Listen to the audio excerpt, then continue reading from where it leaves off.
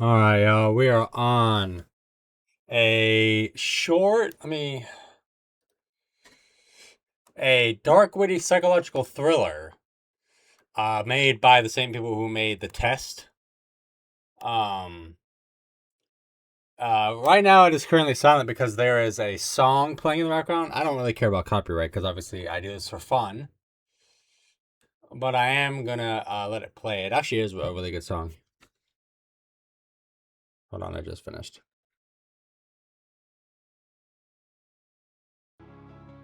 It's actually a really good song, but I don't know much about the story. But this game is roughly 1 to 2 hours. And as far as I understand, there's no real choices. It's kind of you just follow along.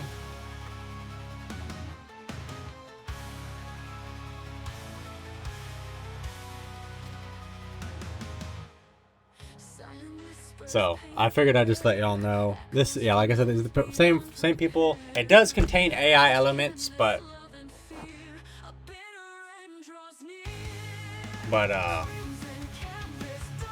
they don't use strictly AI. They help it. Alright. I think that was before AI got big.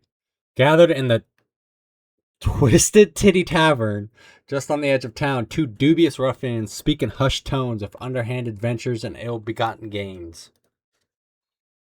Upon scanning their surroundings, the tavern appears eerily desolate, though the sound of music echoes melodiously from an antiqued, time-worn stage.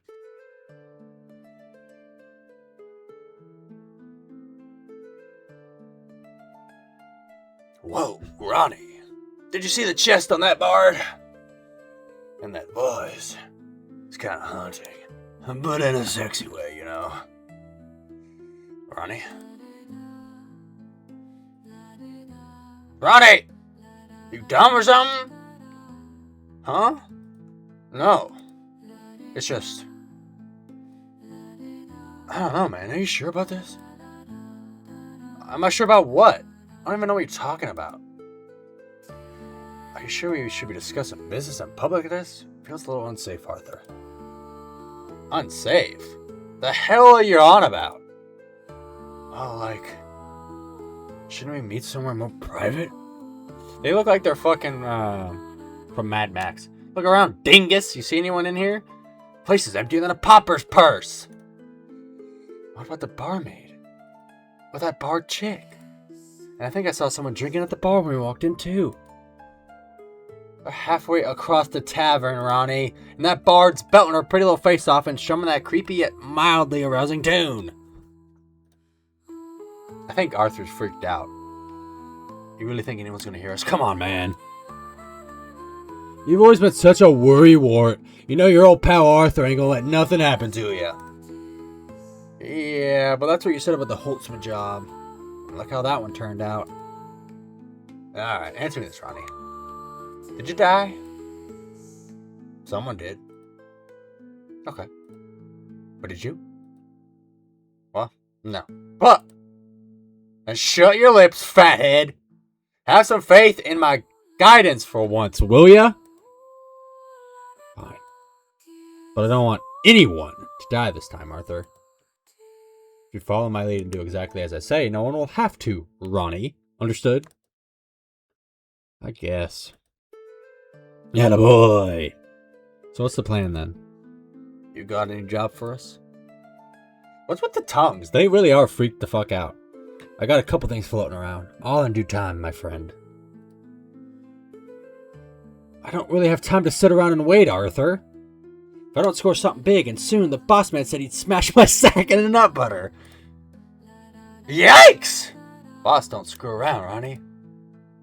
Yeah, and it gets worse. He said once he was done pureeing my testicles, he's spreading them on toast and feeding them to my mother. Not gonna lie, it's pretty fucked up, Ronnie. He'll do it too.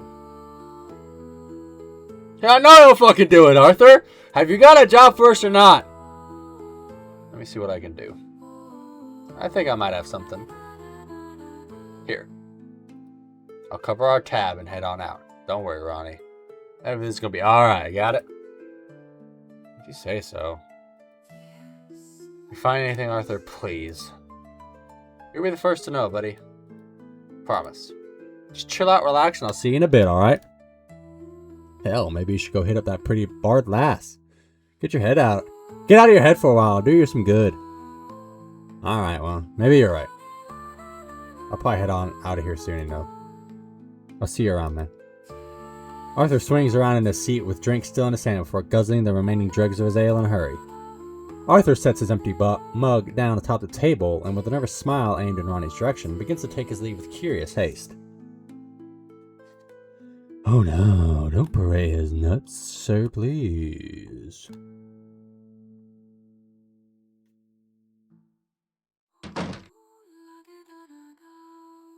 Well, I suppose I should probably get going too. That Bard is kind of on my mind, though. I've got just enough ale in me to think I've got a chance. Maybe I should stick around a little longer. Oh, it's point and click. Oh, I need no chicken out. Alright. I gotta talk to that Bard girl, who knows? She might actually like me. Alright. Well, hello there, beautiful. I'm Ronnie. What's a lovely girl like you doing in an empty place like this? You know, with your talent, you could easily sell out the Bard Rock Cafe. That tavern is twice as big as this place, and it's always packed. Upon approaching the woman, Ronnie notices that her eyes are shut as she sings. The Bard sways back and forth with the melody echoing off the tavern walls as she gently strums her instrument.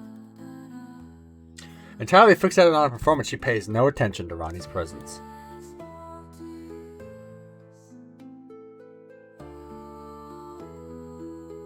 Well, that's about how I expected that to go. I've got more important places to be anyway. Who knows? Maybe there's someone up at the bar who'll be interested. I gotta find someone with a few drinks in them already, that's all. There's someone right here.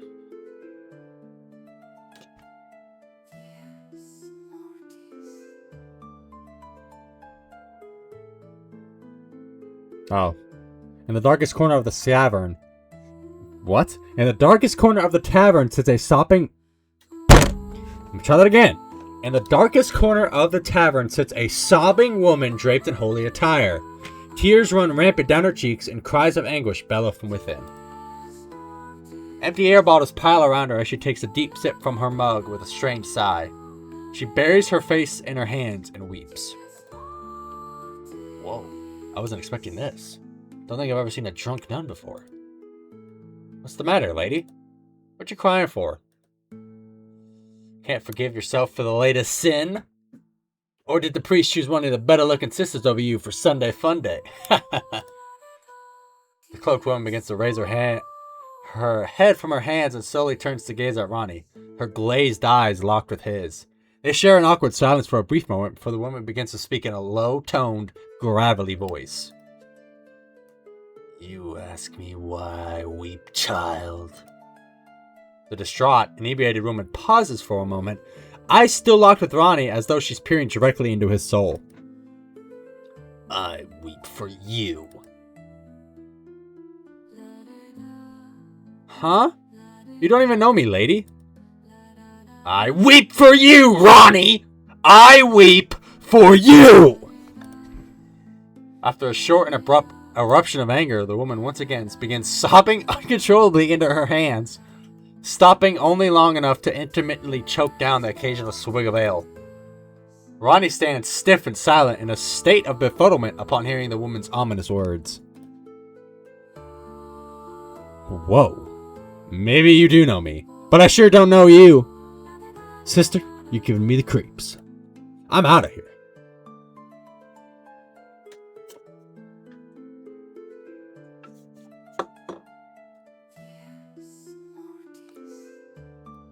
Score!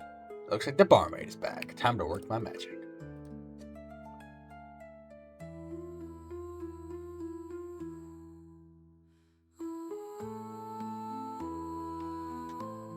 Ronnie eagerly approaches the barmaid, full of confidence and poise.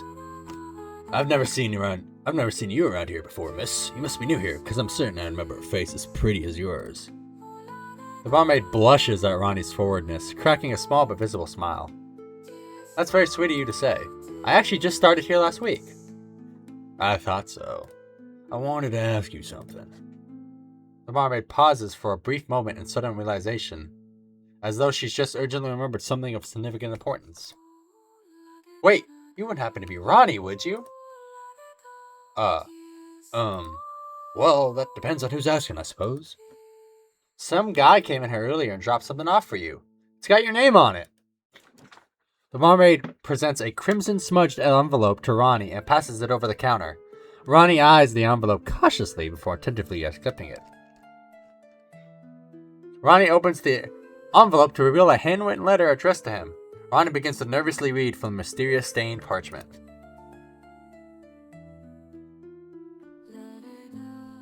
Dear Ronnie, I know times have been tough, and I'd like to present you with an offer. A man of your talents would be perfectly suited for a job like this. There rests an old farmhouse atop a small hill on Milton Lane. I trust you know the area well. Milton Lane? I think that's where my last job was. The old man who resides in the farmhouse is currently away visiting family down south. However, he's expected to return Thursday morning, so time is of the essence. I believe you'll find quite the fortune ripe for the taking hidden around the house. Whatever you find is yours to keep. Thursday. It's tomorrow. I don't have a whole lot of time. Use what you find to get back on your feet. I ask nothing in return. Only that you follow through with this opportunity and make the most of it. Wait, why did I... Make the most of it. Signed, Arthur. He was just talking to me. Why did he drop off this letter? Yes! I knew Arthur would pull through for me. This does seem a little strange, though. Why didn't Arthur just hand this to me earlier? Wait. Arthur must have known it was too risky to talk about in person after all. He must have set the whole thing up to hand the letter off for me to a new job. Arthur, you sly dog. I guess I really should trust in his guidance after all. The old man's supposed to return tomorrow morning, so that only gives me a few hours to get in and get out.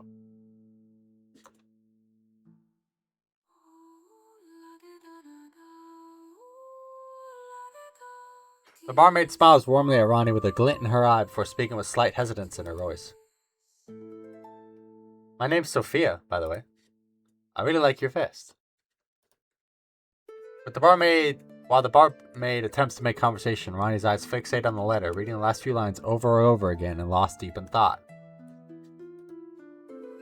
Caught in a trance-like state, Sophia's words fall upon deaf ears as Ronnie obliviously ignores the woman's advances.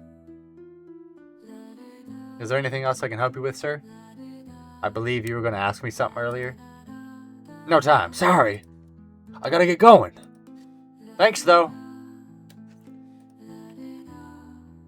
Now, if I leave soon, I should be able to have enough time to go to the valuable stuff before the old man comes back. Well, I guess I'll just go fuck myself then! Cheapskate didn't even pay his tab. I actually thought he was cute in a low-life scumbag dorky sort of way. Maybe I'll try my luck with that cute bard girl once my shift is over. What I wouldn't give to rest my head on those sweet, sweet melons while she sings me to sleep for a night. That's crazy.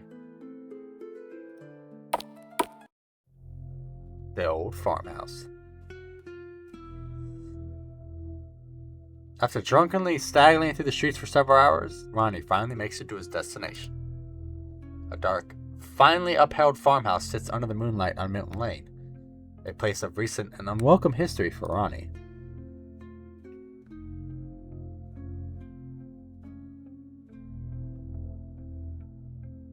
I was just here the other week.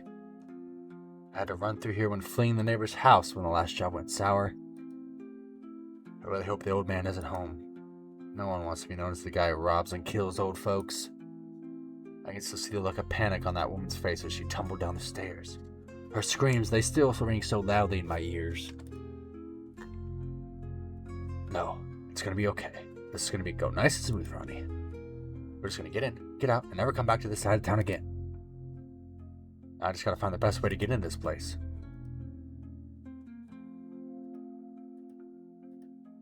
Ronnie hangs over and peers over the end of the darkness. He's got a chill when staring into the vast unknown. I remember when I was younger, I fell down one of these things. They still freak me out when I stare into them.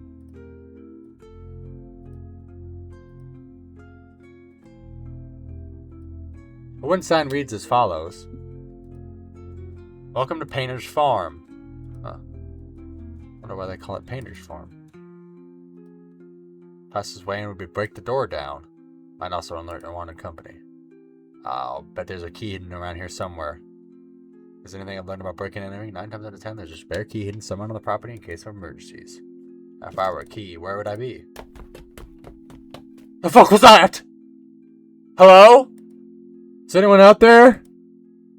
Nothing but silence is returned in response to Ronnie's calls, and the veil of night cloaks most of the property from a distance. It's probably just a cat or something. Gotta find that key and get out of here. Door woodcutter's axe rests deeply wedged in the dry tree stump. The head of the axe looks resting right in the hinder is. Looks like this axe has been used in quite a while. I bet the old man who lives here is too weak and fragile to wield this heavy thing anymore. That's a good sign for me. A wash basin full of mold-ridden clothes and stagnant water sits below the clothesline, emitting a putrid odor. That don't smell right. Old man must not have anyone looking after him.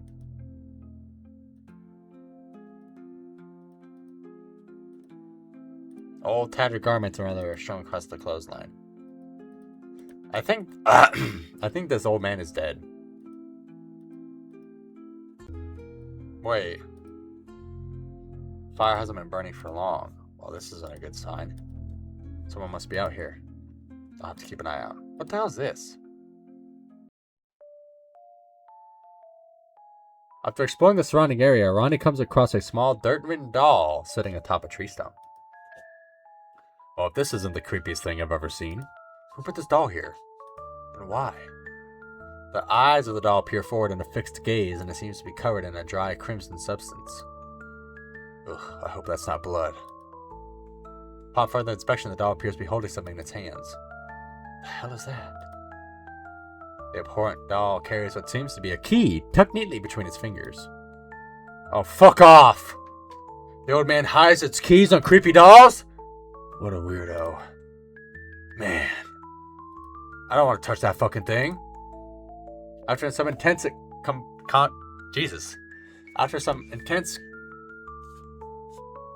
contemplation, Ronnie soon comes to the realization that he has no choice but to take the key from the doll.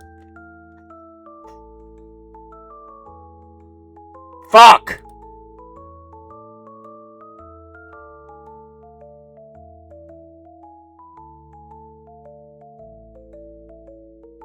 That looks like I generated.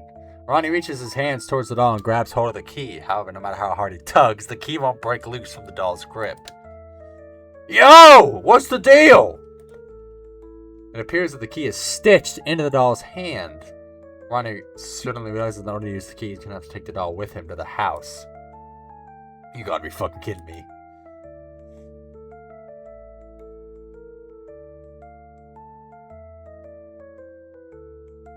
Ronnie hesitantly snatches up the doll and begins to make his way towards the front door once again.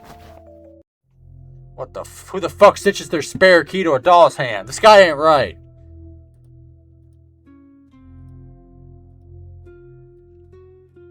Alright, here goes nothing. Ronnie approaches the cracked wooden door of the old farmhouse with the doll and key in hand. He lifts the doll up while positioning the key snugly in the lock before gently turning it. Success, and we're in. Painter's farmhouse. Upon entering the farmhouse, the smell of food permeates Ronnie's nostrils, and a low bubbling noise can be heard in the distance. Huh. It smells surprisingly good in here. Whatever that smell is, it's making me hungry. What am I still doing with this creepy thing? See ya, toots! Firelight flickers in the distance around the darkened corners of nearby corridors. The light illuminates part of the surrounding area and makes it a little easy to see in the dark. I really hope no one's home. This could get real awkward real fast.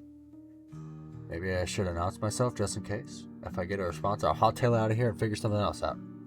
I don't have it in me to get violent tonight. Ronnie, hesitant at first, works up the courage to announce himself in the darkness. To the darkness. Hey-o, Ronnie here! Just dropping by to fix your leaky roof! The hell was that, Ronnie? Why would someone sneak into a person's home to fix their roof? Hello? Anyone here? No response can be heard to Ronnie's calls in the night. The dwelling appears to be currently inhabited. Alright. Let's see if there's anything of value around here.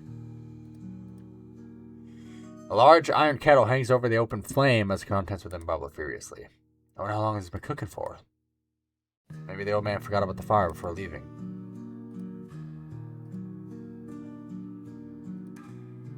Looks like this leads outside to the garden. I should probably look around for valuables.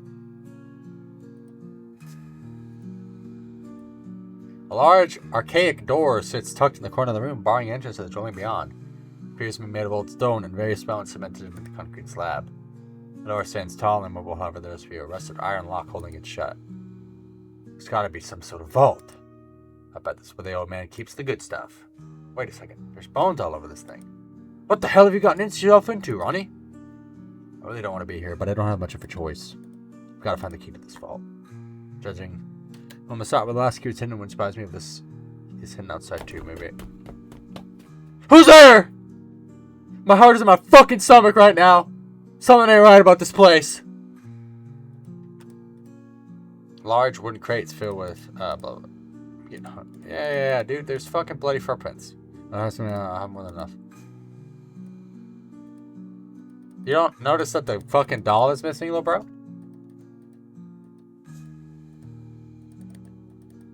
He doesn't even notice. What the hell is that? On a table sits a book with strange marking amongst the markings of pentagram drawn in red with an incantation and a scepter on the following page. The hell is this? The book is filled with a plethora of occult rituals and insidious gilfs. Oh my god, dude, what is with me today? This page appears to depict images of a soul being transferred from a corpse into an inanimate vessel. I'm just gonna leave this here. Then again, might be worth some coin. But also, might open a portal to another mention Yankee by the Nats to the another abyss. Looks like we have a dilemma. Maybe we'll come back for this later.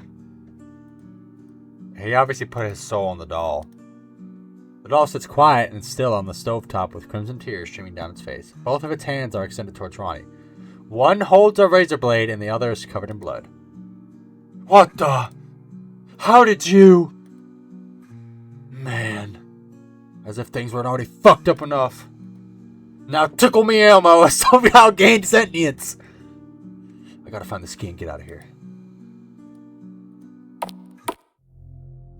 Tickle me Elmo, that's funny. Peach tree. We got cabbages. Pumpkins.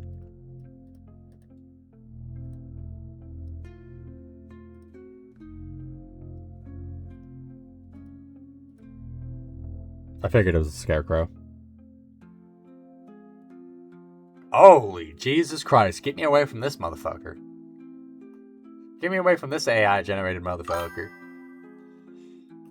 A tall wooden stake protrudes from the ground, propping up an amalgamation of hay and burlap to form the shape of a man. The scarecrow stands silent and still over the budding crops below. Upon closer inspection, there appears to be something glimmering from within.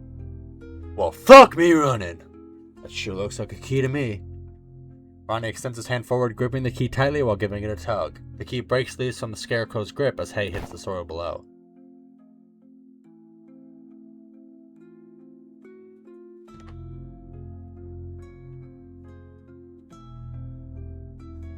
I'm just glad I don't have to carry the whole damn thing inside.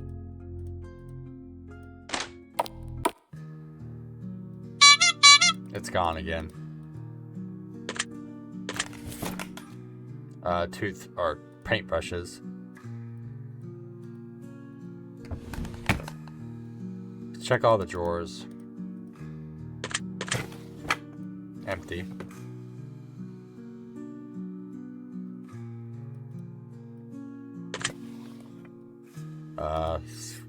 Art.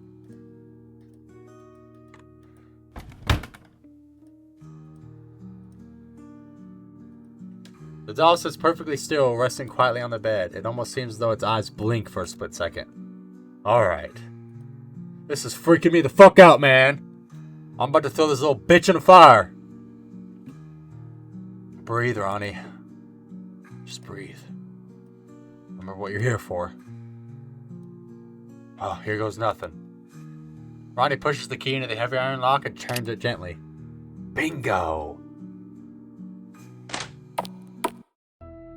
The Chamber of Art. Puppy! The heavy vault door shuts loudly behind Ronnie as he peers around in the darkness. Torches dances in the distance, painting darkened silhouettes upon the chamber walls. A putrid smell of dirty iron and rotting meat fills the air, causing Ronnie to gag. Oh God! What is that smell? It reeks of decaying ass down here!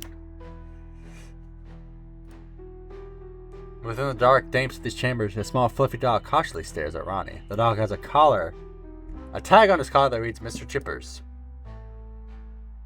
Why does this dog look so familiar? I think that old lady had one just like this. The old dog barks warningly while scooting itself closer to the wall, eyes fixated on Ronnie. You don't seem to like me too much. I've never been good with animals. The fuck is this horror show? Across the back, against the filthy back wall of the chamber sits an old blood-stained throne. Some of the stains appear to be old and dry, yet some appear to be wet and fresh. Something tells me I shouldn't be right here. I shouldn't be here right now. I don't think I meant to see this. Oh, fucking titties! That scared the shit out of me. A strange figure appears from the darkness and charges Ronnie, bashing him over the head with a pipe and rendering him unconscious in the seat of the throne.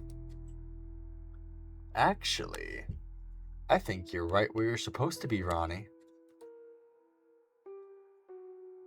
That scared the fuck out of me.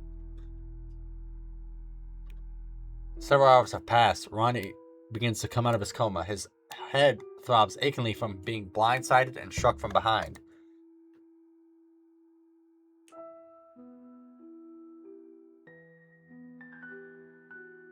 Oh, my head is killing me. Where am I? How did I get here? Why am I tied to this chair? Ah, you're awake. Sorry about your head. You dropped like a sack of potatoes, let me tell you. I actually worried you might not wake up. You've been out like a light for hours. Look, man, I think there's just been a big misunderstanding. If you could just untie me, I'll be happy to go on my way. And a misunderstanding? You mean you weren't trying to break into an old man's house and rob the place? Why is that a town? Because from where I'm standing, and correct me if I'm wrong, but it kind of seems like you were trying to break into an old man's home and rob the place. Why is that a town? Maybe misunderstanding is a poor choice of word. What I meant to say was, I fucked up. I made a big mistake, and I fucked up. Yeah, you sure did, pal. As a matter of fact, I don't think you quite realize how badly you fucked up. But I'm going to make sure you understand by the end of this. Please. Whatever it is you think you have to do, you don't. You don't have to do any of this. If you just let me go, I swear you'll never see me again. Well, that doesn't sound very fun, now does it, Ronnie? How do you know my name? Oh, poor Ronnie. I know a great deal about you. More than you can imagine. I've been watching you for some time now, monitoring the places you go, the people you talk to, getting a good idea of your schedule and practices. Who are you? Where's the old man that lives here? I'm afraid there is no old man, Ronnie. Just me, and now you. But the letter said an old man owned the place, and he was out of town until Thursday. Which would give you enough time to come here and grab some valuables and leave before he got back. Yes, I know what the letter said, Ronnie. I don't understand. What do you think wrote the letter, Ronnie? Arthur. He's my best friend and accomplice. He left it for me in the tavern on his way out. Wait. Did you just say your best friend Arthur? Yes? Ha! That's too good! I'm not following. Your friend has nothing to do with that letter, Ronnie. I'm the one who wrote the letter! Then why was it signed with his name? Because my name just so happens to also be Arthur, I suppose. Isn't that What a fantastic coincidence. You can call me Art, by the way. So, my Arthur doesn't know anything about this job? As far as I'm aware, he does not. Which means no one even knows I'm here right now. That sounds about right, my guy. Holy cannoli! What an unfortunate set of circumstances. Well, for you, that is. I personally lucked out with the whole coincidental name thing. Truth be told, I didn't even know I signed that letter. That was reckless of me. It's just a damn subconscious habit, I guess. So if you're the one who wrote the letter, then why? What do you have gained by luring me here? Well, that's where things get interesting, my friend. You see, you took something away from me that I had grown rather fond of. I've never stolen anything from you, man. I don't even know you. Miss Holtzman. My neighbor and friend. You broke into her home, stole her belongings, and snatched her very life from her. It wasn't supposed to go that way! No one was supposed to get hurt! It was supposed to go nice and smooth, just a simple smash and grab and be on my way. But that's not what happened, is it, Ronnie? It was an accident. I was going through some drawers in the upstairs room, and that's when I heard her come home. She must have heard me rummaging around upstairs because she started shouting angry threats and obscenities from me from down below. Then, before I could climb out the window, I heard the old bag shuffling up those old creaky wooden stairs. And fast, too. I quickly rushed out of the room and met her at the top of the stairs. She had something in her hand. I think it might have been a rolling pin, but I didn't get a good look. Everything happened so fast. I didn't even mean to shove her. My hands, they just sprung forward and... And what, Ronnie? Your hands sprung forward and what? That was a question, Ronnie. Now give me an answer. I pushed her. She tumbled backwards down the stairs and broke her neck against the wall at the bottom. But I wasn't supposed to go that way! That wasn't the plan, I swear. It was an accident. It's not my fault. Not your fault? How is it not your fault? If you hadn't been in her home robbing her of what little that poor old woman had to her name, she'd still be alive right now, wouldn't she?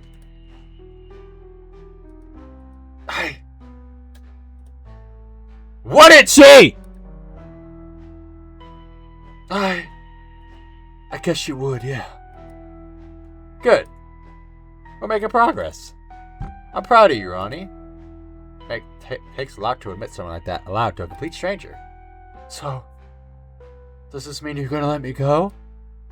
Not a chance! I'm afraid you're going to be here a while, Ronnie. Make yourself comfortable. Are you hungry? All day I've been preparing a lovely pot of stew that would make Mother proud. I'll pour some for us. Now, don't go running off in a hurry, alright? Yeah, I don't think you gotta worry about that. Wait. Before you go, I just gotta ask. What's with the creepy doll, man? Huh, the what now? The doll! The creepy little thing that held the key to the front door! Why would you hide a key on a doll?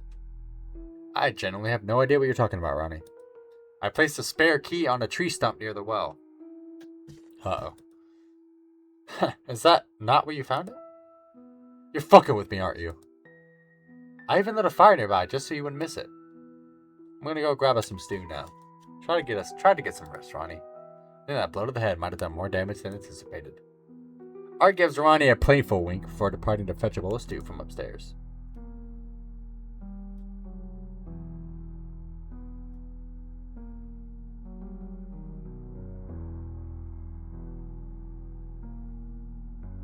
Oh, I'm Art now.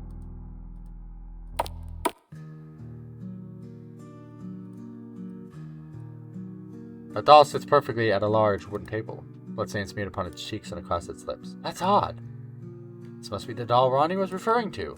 How did she get down here? Mother used to make dolls in the attic. I haven't had a chance to go through all of her belongings yet. It's beyond me how this dolly could be your favorite. Upon the table sits a pentagram. Yeah. I want to see his reaction to it. That's strange. What's Mother's book doing out here? Why is it open? Mother used to read this book in the attic. Damn thing always gave me the creeps. Okay, that's enough of that.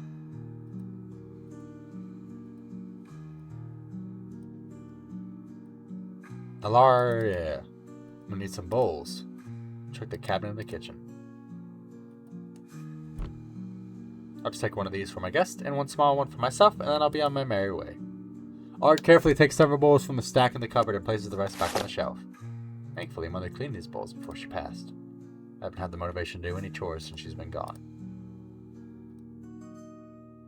A large iron kettle hangs atop. Yum!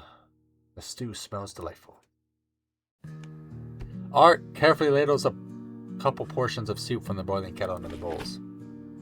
It's going to be such a treat. Can't wait to share this with our new guest.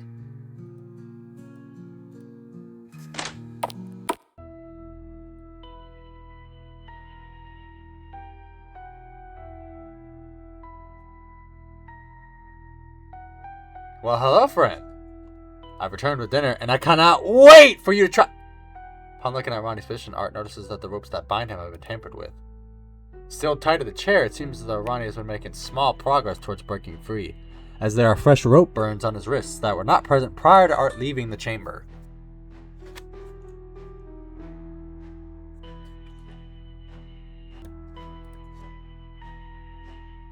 Have you been trying to wriggle yourself free and escape, Ronnie? Facial expressions of dread flow from Ronnie as he shifts uncomfortably in the chair.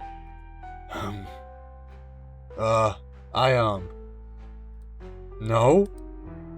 Don't lie to me, Ronnie. Don't you ever fucking lie to me. I will do awful things to you, Ronnie. Horrific, vile, ugly things if I ever found out you've lied to me. The look of dread on Ronnie's face is spread to the rest of his person, and he begins to tremble in fear at the thought of what this man might do to him in this vulnerable, bound state. I'm sorry. I'm just a little uncomfortable and the ropes are really digging in, you know? I won't try that again, I promise. If you had just said that to begin with, we could have worked something out, Ronnie. Fortunately for you, your thoughtless actions have cost you supper, and the missed opportunity of tasting the best home-cooked stew recipe that has ever had come close to gracing your undeserving tongue. Art places several bowls down on the bloody stone table in the corner of the room. Shame. I think I've lost my appetite as well. Ronnie shifts uncomfortably in his chair while making it. I'm sorry to ruin your dinner. It was awfully kind of you to go through all that effort. And I'm really sorry about your neighbor, too. Thank you, Ronnie. I'm sorry, too. She was an unlikely friend to me, really. Born a necessity rather than want, or even choice. You see, we didn't spend much time together, but we chit-chat every now and then when taking our garbage to the curb each week. I was never too fond of our annoying, yappy little dog. Always shitting in my yard, little bastard. Sorry, Mr. Jippers. But to a hermit like me, one who has no friends, no family, no colleagues, the occasional bit of socialization was quite the welcome commodity. I can see how lonely things could get around here when you live that kind of life. You said you have no colleagues. What do you do? Thank you for asking. I fancy myself a painter of sorts. Every painting you see in here and those upstairs, they're all mine. You're a pretty talented guy there, Art. I couldn't draw a stick figure to save my life. Ha! Well, here's to hoping you'll never have to. Ronnie and Art momentarily share a nervous, awkward chuckle with one another. Here's to hoping, huh? Speaking of... Plants here. What is it you want with me? Oh, that's simple, Ronnie. I want to paint you. You want to paint me? That is in fact what I said, yes. That's it? But why? Well, I figure with what you've taken from me, I might as well get something out of it. I watched as you snuck into Miss Holt's home late that night, Ronnie. I heard her scream, and I heard the commotion inside. I waited for you to take your leave, and I went and checked on her soon after. I found her unconscious and not breathing at the bottom of the stairs. I left that morning to fetch the local authorities, but not before painting her too. You painted Your dead neighbor? Well, of course. I knew once she was in the ground I'd never see her again. So I took the time to capture a memory that I can look upon whenever I feel the need. But then, I realized I couldn't just paint Miss Holtzman, for that would be only capturing half the story. I need to have both halves for my collection. I need to paint you too, Ronnie. And now that I've got you here, I can. Okay. A little weird, but I'm not one to yuck someone else's yam. So then, once you're done painting me, you will untie me? Well, obviously. I have no use for you after I finish the painting. Besides, you're sitting in my favorite chair. You can't hog the best seat in the house forever. Alright. So, when do we get started? Oh, an eager model you are. I like that. If you're so eager, we could start now. Honestly, I'm starting to cramp in this position, so the sooner we start, the better for me. I'm ready whenever you are. Wonderful. I'm so excited. I will fetch my supplies from upstairs. Now, don't go anywhere, Ronnie. I mean it this time. Wouldn't even dream of it.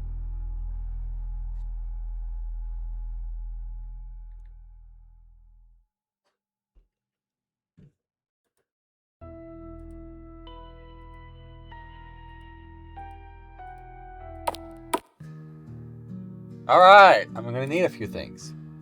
I'll have to find my brushes and my paint and my palette. I can't wait. Doll moved again.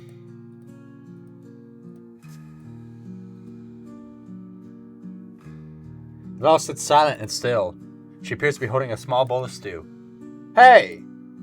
You must like Mother's recipe too! Excellent taste, madam.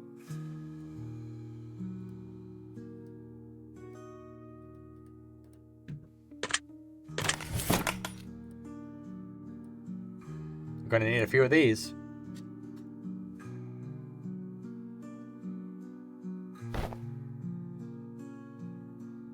Might as well grab these too. Pulls out the bag of tools. He's definitely going to torture homie.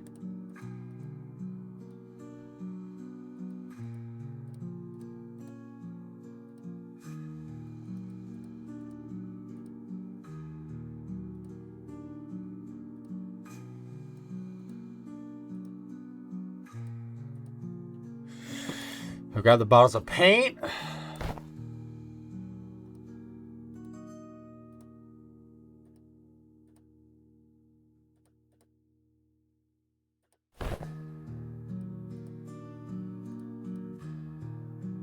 I'm gonna guess his mother is the doll and he's a murderer.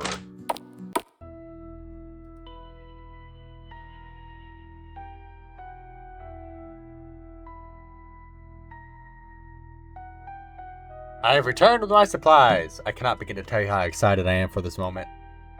So all I have to do here is sit here and look pretty, right? That's right. I'll do all the hard parts. Go ahead and make yourself comfortable as I get started. Art pulls out his art supplies from his purse and sets them on the floor between Ronnie and his art station. Alright, Ronnie.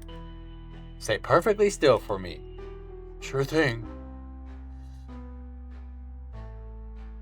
Art begins to mix various colors of paint together, carefully selecting them from his palette and painting upon his fresh canvas with his paint.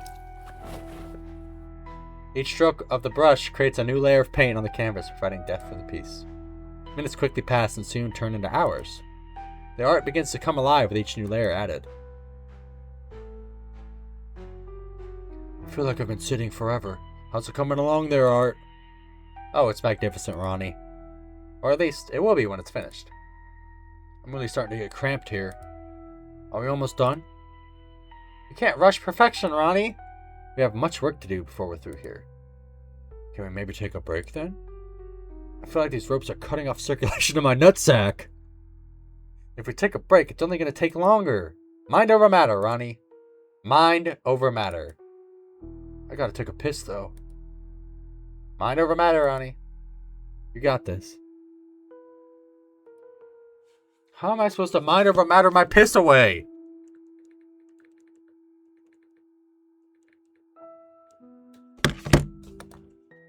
You'll figure it out. I believe in you. Bruh. No way he just said bruh. I feel like this piece is missing something. So close yet so far. It's good, but not great. Something is off.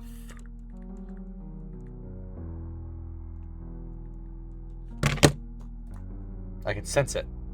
Can you sense that I'm about to piss my pants all over your favorite chair? Because I am. What could be missing, I wonder? Regularly scheduled bathroom breaks, I'll bet. Aha! I've got it. Art stands from his stool and walks towards Ronnie. He begins rummaging through his bag of tools until he finds what he's looking for. Are you gonna untie me for a minute, pal? I really wasn't kidding. I got pissed like a pregnant lady having a sneeze attack. Art pulls from his bag a long, sharp, serrated tool. An rusty old carpenter's saw with a black leather grip. Ah, you're gonna cut me free then? No, he ain't. He's gonna cut your dick off. Just, watch the sack, would you? Now sit still for me, Ronnie. This shouldn't take long. Art grabs a hold of Ronnie's wrist, firmly grasping it so he cannot pull away. He presses the saw blade against Ronnie's skin as a look of panic begins to flood Ronnie's face. Wait! What are you doing? Art begins pushing and pulling the saw back and forth against Ronnie's wrist, the teeth of the saw blade gnawing through flesh and bone with relative ease. Oh god! Oh no! Oh, fuck! Oh god! Oh, please! There we go! The model is already looking much better. Ah! My hand! You cut off my fucking hand! How very observant of you, Ronnie. Now shush, we're almost done. It's a treat for keeping a close eye on our guest and being such a good boy, Mr. Jippers. Art picks up Ronnie's severed hand from the dirty floor and tosses it to the dog. Mr. Jippers joyfully wags his tail as he ravenously gnaws on the hand. Oh, come on! That is like the complete opposite of cool, man! What part of shush do you not understand? Now, be still for a moment. Art kneels down lower, resting his hand on Ronnie's thigh while positioning the saw blade just above Ronnie's kneecap. He begins to rock the saw back and forth, cutting through cartilage, tendon, and bone like butter. No, please don't do this. Please don't. No, no, oh, fuck!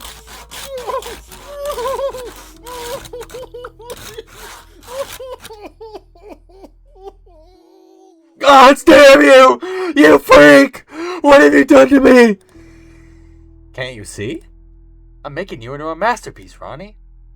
More like masterpieces, you fuck! Oh, Ronnie. 'Tis but a scratch. You'll heal in no time. Are you fucking kidding me? I'm bleeding out here, man! Merely a flesh wound, Ronnie. I'd say 2-3 hours recovery at most. Whoa! That's actually a lot of blood, Ronnie. No shit, fucko! You just hacked off 2 of my limbs! What did you think would happen, you dumb bitch? For what is the price of priceless art, Ronnie? An arm and a fucking leg, apparently! Too true. Well, we're here now. Might as well make the most of it, huh? Listen! You're gonna untie me right now! And get me to a fucking doctor! Oh, so help me! Slow down there, Ronnie. You're in no position to be making demands here. You really don't have much of a leg to stand on. You motherfucker. Here, I'll make you a counteroffer. Art reaches into his tool bag and pulls out a heavy steel hammer. I'll make this nice and easy for you so you don't have to suffer through the next part. Sound like a deal? Please. You don't have to do this. I wish someone would have been there to offer you those words before you did what you did to my friend, Ronnie. But I have to do this. I've had to do this since the night you entered Miss Holtzman home and took her life. You've awakened something that sleeps deep within me. It lives within the darkest recesses of my soul, something I've worked hard to keep dormant for as long as I could. You're not the first, Ronnie. And I'm sure you won't be the last either. But just as I have preserved her memory, I shall preserve yours too. Please. There has to be another way. Art raises the steel hammer above his head while gazing into Ronnie's eyes. He brings the hammer down on top of Ronnie's skull with a vengeance and wrath-fueled force, striking him over and over and over again. No. That's crazy. Ronnie's body rests lifelessly slumped deep into the blood-stained chair. Art looks upon his model with uncertainty. Something still isn't right. There's something still off. A detail must be missing. Art quietly ponders to himself for a moment, grasping for answers to solve his puzzled mind. He reaches into his tool bag one last time to scour the remainder of his tools before settling on one in particular, a set of forceps. Art brings the forceps to Ronnie's face before digging them gingerly into his eye socket. After digging around inside the hole, he finds a firm grip on the eyeball and successfully moves it from its home. There! It's perfect. I couldn't ask for a better model. Art returns to his canvas and furiously painting once more. Deep into the hours of the night he works, never slowing nor stopping.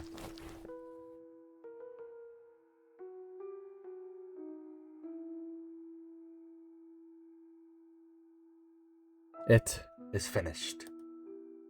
My masterpiece is finally complete. Art grabs a hold of the curtain and yanks it down to reveal his work. Now that's what I'd call a work of art.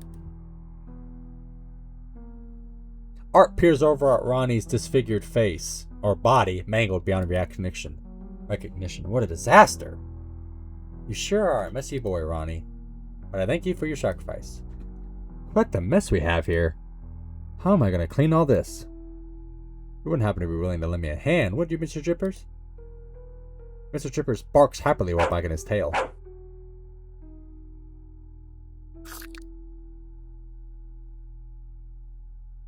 Mr. Chippers drops Ronnie's severed hand at Art's feet and stares at him joyfully. That's not quite what I meant, but I appreciate the effort, boy. Let's get this show on the road, shall we?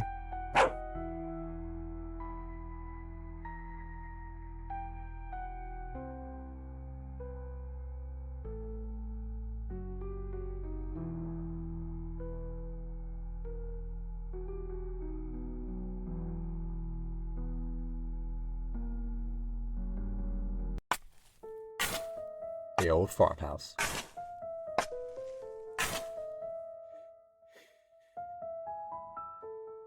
After countless hours of dismembering, digging, and burying, Art finishes cleaning the mess he made and disposing of any potential evidence. He bends down to plant a singular seed within the empty eye socket of his victim before lightly covering it with dirt. There we go, Ronnie.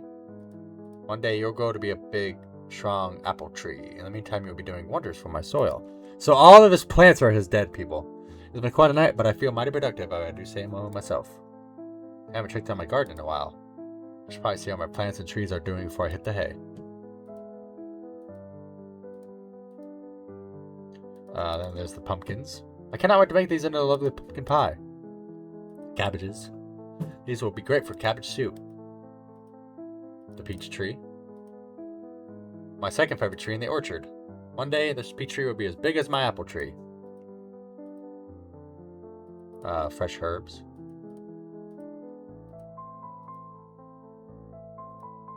Apple tree. My favorite tree in the orchard. I should plant more of these. Art pauses for a brief moment after inspecting the apple tree more closely. Someone taking one of my apples. And they took the biggest apple on the tree at that! That's just poor apple etiquette. I'm not amused.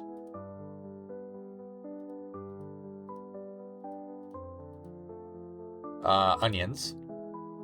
These onions will go wonderfully with so many recipes I've yet to cook. Then the turnips. Damn critters, always digging up and eating my turnips before they're ready. Well, that's bizarre. How did you get out here? The blood-soaked doll looks as though it's holding something in its hands. Upon further inspection, the doll appears to be holding a human eyeball. Art takes the eyeball from the doll and examines it closely.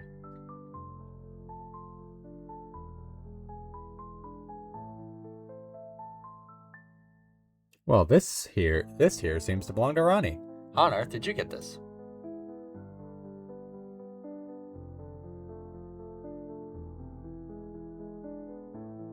Art leans down and places the eyeball firmly into the hand of the doll. There we go. Now I can keep an eye on you. Heh, get it? You think you're funny, Art?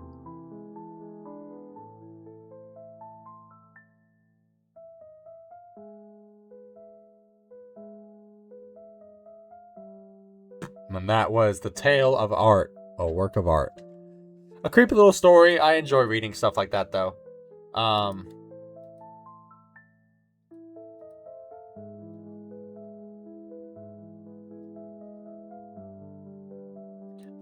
The Random Studio is just a couple of small people, and they do a lot of games, so make sure to check them out.